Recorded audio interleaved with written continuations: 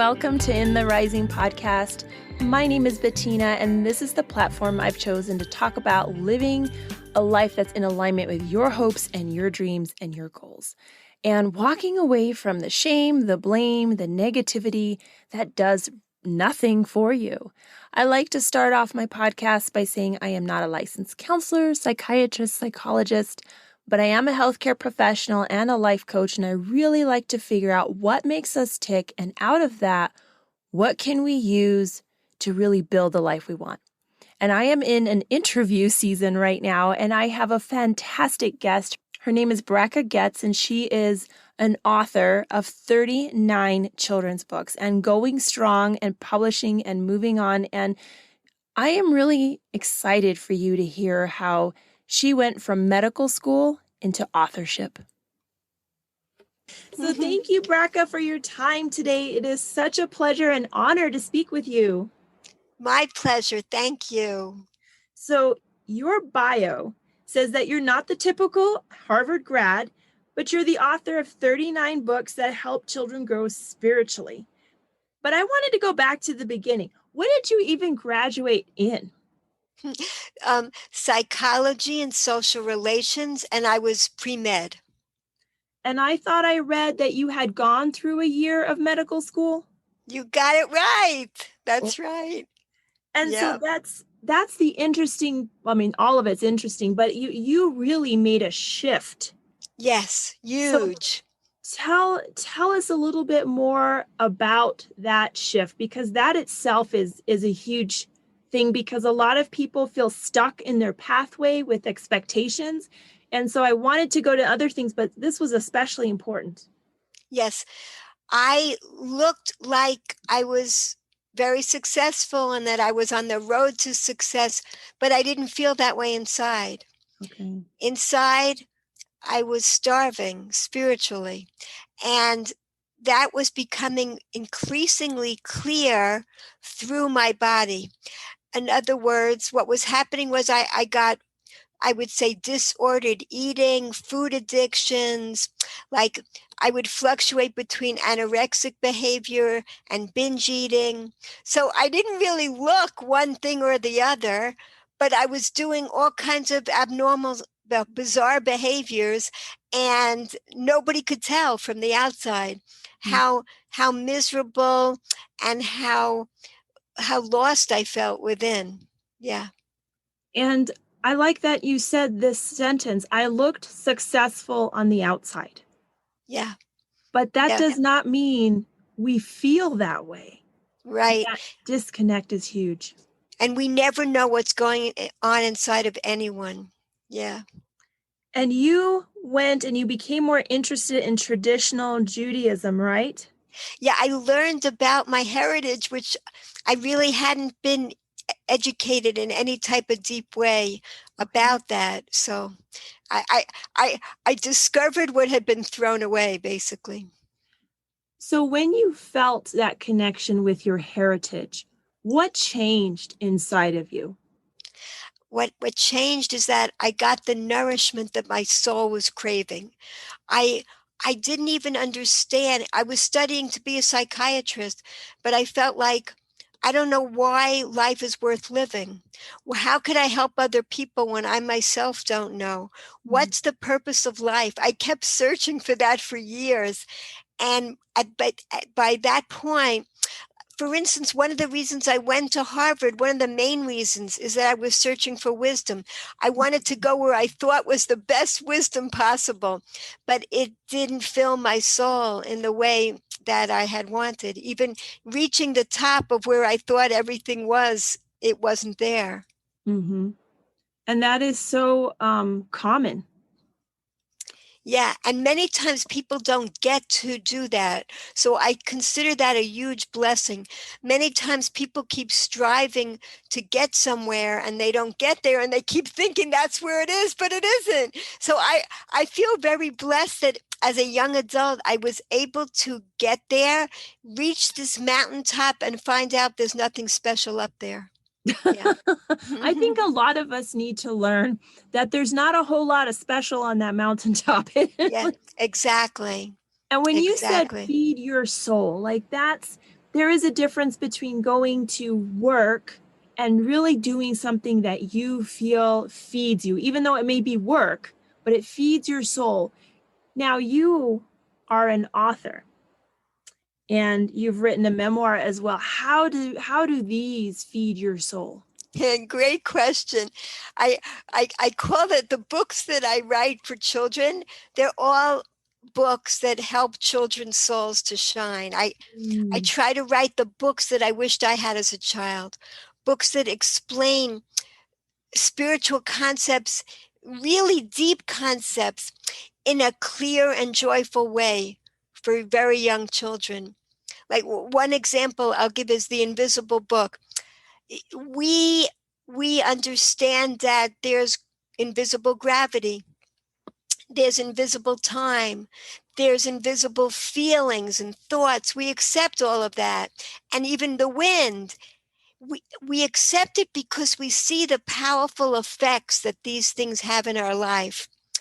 So when people say, I can't believe in God, I can't believe I have a soul because I can't see my soul, but we believe in all these other invisible things. So give it a chance. There is so much invisible things going on in our lives. And the more we can recognize that we're invisible spiritual beings, that's who we really are in essence.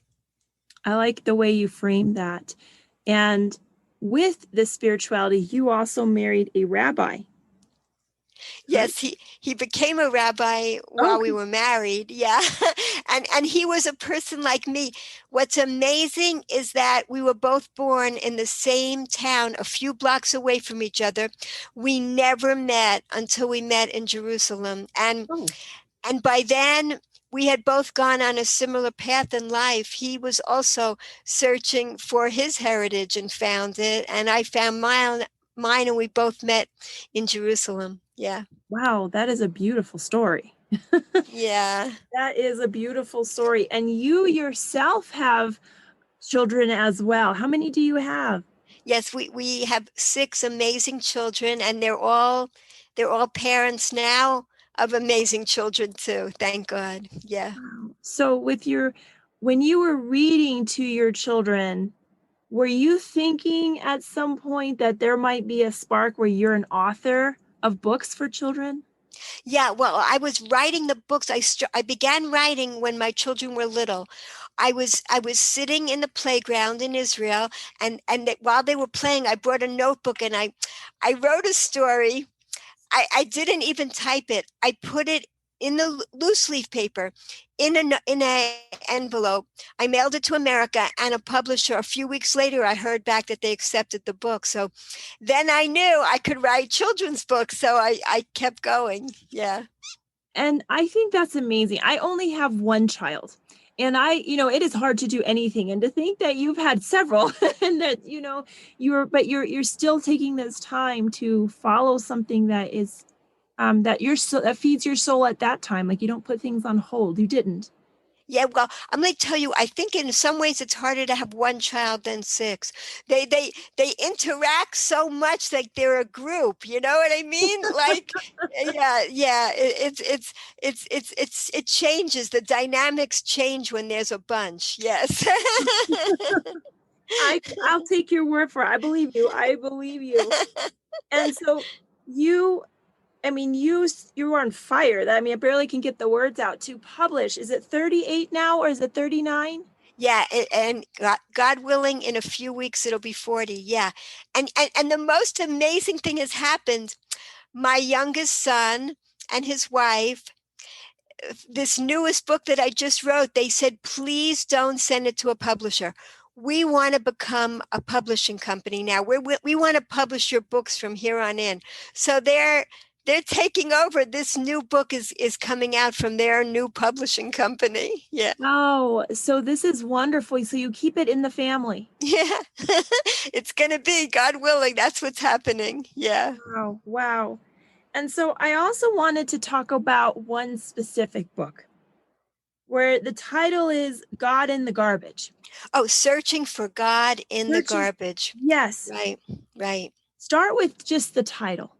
That's the only book that I wrote for adults. It's a memoir, and all my other books are picture books, so they're very short. I like to write very short things, get to the point. So this book, I say I didn't actually write it. It's a compilation. I put it together, excerpts from my diaries, my journals, my letters. Through the years, it covers 20 years from age 12 to 32. And you see in the book it's a documentary. That's what I call it, this memoir. It's you because it's actual data that I collected, and I filled in some blanks that weren't there. But it's you could see the process. To me, it's like a case study. You see the process of me gradually developing the food addictions or the disordered eating, whatever you want to call it, and then the healing process. That's what the book is. So, and it was the experience of writing it was therapeutic, because when I discovered my old diaries, that's when I saw the thread that was going through my life, and I began to understand why, when I finally got the spiritual nourishment that I was craving, why did my food addictions heal at that time? That's what comes out in the book, and that's what I'm enjoying sharing now, because I think it's a very important message to the world that addictions are so widespread, and it has to do with the fact that our souls are starving for nourishment. So the title, Searching for God in the Garbage, it's both metaphoric and literal, because I was actually searching through the garbage for God. That's what I discover in the end of the book. I was actually searching through garbage pails, but it's also metaphoric. That's what I was doing in my life. I was searching for what was thrown away from my heritage, and I finally found it. And I searched through all kinds of things. I mean, I tried all types of things to find what was missing, because I didn't know what was missing. I just knew something was missing, something important from my life. And with that, there is a great deal of vulnerability to put excerpts from your own diary. Yes, great point. It was extremely embarrassing to first come out with this book. It was embarrassing for the people I knew to read it. Like, it wasn't embarrassing for people I didn't know reading it. That was wonderful. But in the beginning, just when the book came out, the people I knew were reading it, and all the people in my neighborhood all over. And that was difficult for me. I was putting myself out. They didn't know me like that. They didn't know my dark past. You know what I mean? And the book is extremely candid, very raw. Like, there's binging episodes in there, which I've never seen so graphic anyplace. I just really explain what it's like to be experiencing that. And people were shocked, and it was embarrassing. And I felt it was worth it. This book is to help people. That's my purpose in life. And when you expose, I forgot who said this, but you're as sick as your darkest secrets, So, like, now that my secrets are all out, that's great. There's nothing I'm hiding, and it began to feel extremely wonderful. After the embarrassment went away, it felt like, wow, what a cleansing. Everything is out in the open. It's just so freeing. Yeah. And so when you're describing your binging moments and then anorexic and how wounded basically you were on the inside, did you feel that, and I know that from your description that, getting your soul in order with alignment and purpose helped the addiction, but did you feel this was just from a soul perspective, your trauma with the food addiction, or did you feel compelled to be a certain size because of the fashion magazines or women in the neighborhood? Definitely, the fashion magazines had an impact. In fact, I put that in the book. The confusion. I mean, I wrote about how, and this came from my diaries. on one page, these magazines, I'm reading about how you should diet. And the next page is recipes for strawberry shortcake and things like that. I'm like, such a confusion. What am I supposed to be doing? Which one is me? It's like, and all the messages in my life was so confusing. I was being being encouraged to become a professional, and I was very involved with feminism and doing groundbreaking things in that area. In fact, and I wrote a chapter in a book, Women Look at Biology, Looking at Women, which is still used in women's studies courses around the country. And I did some breakthrough research in the field of why are women becoming anorexic. And meanwhile, I'm talking about this. I was giving talks, writing about it, intellectually understanding how, what, how difficult this was. And yet I couldn't get out of it myself. I was getting sicker and sicker, and just showing that an intellectual understanding is not enough. It didn't help. There was something going on. And until I got the spiritual nourishment I needed, I was starving. It didn't help. So yes, I believe that there's a spiritual basis to addictions, and I believe that that's not recognized enough. So there were definitely other factors, societal factors, influencing um, how I chose to express that I was starving, and it came out in that form. But I believe it comes from a spiritual hunger. Yes. And I think that's a very brave way of saying it, because as a lot of people with research, and I am a researcher, I did a biochem degree, and I love that. To me, God was more present in science, because you're like, this Yeah. it cannot exist without a God. But also, I felt from my own things that having a spiritual connection helped me find a purpose. Do you feel that being a part of something, of which, whichever way we look at God, it helps us, we're always looking as we're a part of something. Do you feel that is as important? Absolutely. I By the time I was like ready to give up on life before I found this. And that sounds amazing. Harvard graduate medical student ready to give up on life. And I came from very loving parents too.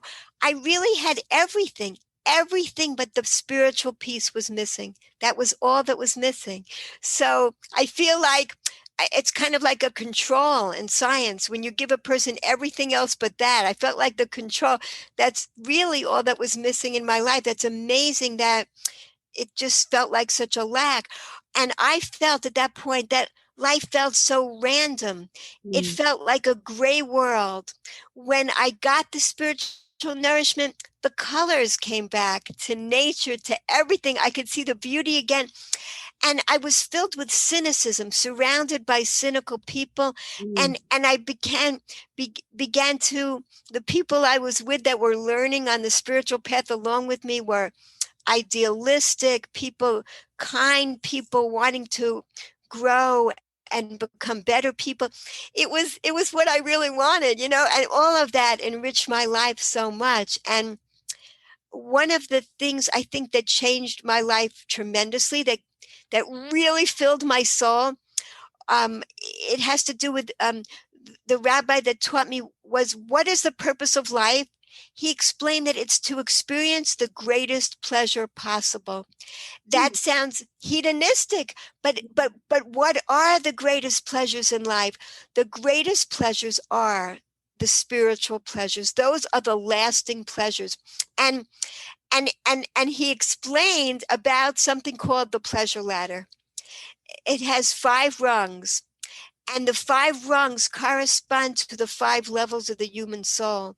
So as we increase our pleasure, we uplift our soul. And the lowest level are all the physical pleasures that were designed to uplift our soul, which is like all the wonderful, nutritious, healthy, natural food, the beautiful music, the being in nature, that our bodies can move, exercise, dance, these are all physical pleasures that uplift not only our bodies, but they uplift our soul. And that's just the lowest rung. So if we go up, I'll just tell you briefly, it's the next level is love, which the definition of love here is appreciating, focusing on the virtues of another.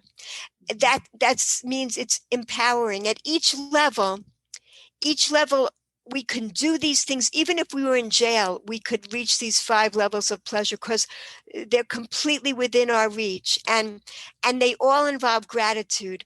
So the first level is having gratitude for another object, something else, a natural thing in the world that was created for our joy. The second level is having gratitude for another person, another being, or even an animal too. I mean, have love. And then the next level up is meaning, doing something meaningful in the world, giving back with gratitude. And the second highest level is creativity. When we put a part of ourselves into the world. And the highest level, like you were referring to, is it's transcendence. It's when we transcend our limitations and we see how we're all connected. We see that we're all connected to one source and we're all connected to each other. Those are all 5 levels of pleasure. I'm glad you said them because I was going to Google them right after. Oh, good. I'm so glad that you said them. And I think, when you're talking about your spiritual nourishment of you overcoming this addiction that you made a courageous decision over and over again to move to another country, which can be fearful, to do so many things. And you mentioned in every single one of them gratitude for being in this life to experience all of this. How has gratitude how have you shown that to your children and to your grandchildren? Yeah, gratitude is, and it's all in my books, are all about gratitude too. I could teach a very simple technique that I use to teach gratitude. First of all, being Jewish, the word in Hebrew is Yehudi, and the essence of that word, the root of that word is hoda'ah, which means gratitude. So that's the essence of what it means to be a Jew, is to be grateful. And throughout the day, we are making blessings all day, before we eat, after we eat, even, believe it or not, after going to the bathroom. We express gratitude that everything's working right. We don't take that for granted. And it's a life of gratitude. And so with my children, I had this little technique that I did, which instilled gratitude from their earliest days, even handing them a sippy cup, a crayon, a piece of paper, anything. I wouldn't let go of it until they said, thank you. And I would hold it, they'd hold it, I'm holding it, we're both holding it, and I'm smiling. What's the magic word? I don't even say that because they know. And then they remember, thank you. They learn to express gratitude for the littlest things in life. And I see them doing it with their children now too. Yeah. Wow. So it's amazing how what you've done, how generational, and how that will create an impact and an impression. I'm so grateful for that. Yeah. That is wonderful. I'm going to ask you these last 2 questions. What would you, now where you are with your successful books and now your children are going to be your publishers, what would you tell yourself if you had to go back when you were 15, 16 years old? What would you say as an encouragement to that Bracha? Oh, I would say there really are instructions for living. There are, and we think we were put here without any instructions, but it's not true. There really is ancient mystical wisdom with clear direction for how to live the most joyful life. So that's what I'm doing with my life now, sharing that. Yeah. I think that's great. I think that is so great. And then the last question, because my podcast title's In the Rising, right? What besides your books and all these gifts, the creativity that's transcending, like you're showing your 5 rungs of this ladder, how else or what do you have up your sleeve to continue to produce to the world to show them all the blessings that you've been given? I just really want to keep doing what I'm doing. I love what I'm doing so much. I love giving presentations about this, and the next book the next book coming out is Let's Stay Healthy. Coming out of the pandemic, we have learned first of all, it was a huge push forward spiritually. We've all learned not to take things for granted. Mm-hmm. And the other thing that we learned in a practical sense is how important it is to strengthen our immune systems. And if we can teach children how to do that early on in a joyful way, this book, I explain how to do it like basic knowledge. Why are these things important? Why is it important to wash our hands? Why is it important not to eat junk food? Like, what does it do to our bodies if we do? I really want children to understand this as early as possible. Like, I have another book, Hashem's Candy Store, which actually explains about the wonders of the fruit and vegetables and how they were made with infinite intelligence. How, when the fruit when they become ripe, that's when they become bright and beautiful. They're calling, we're ripe, the colors call. That's from my book. And they're telling us, I'm holding in my hand a little tangerine. It has a peel on it that keeps the juiciness in for months.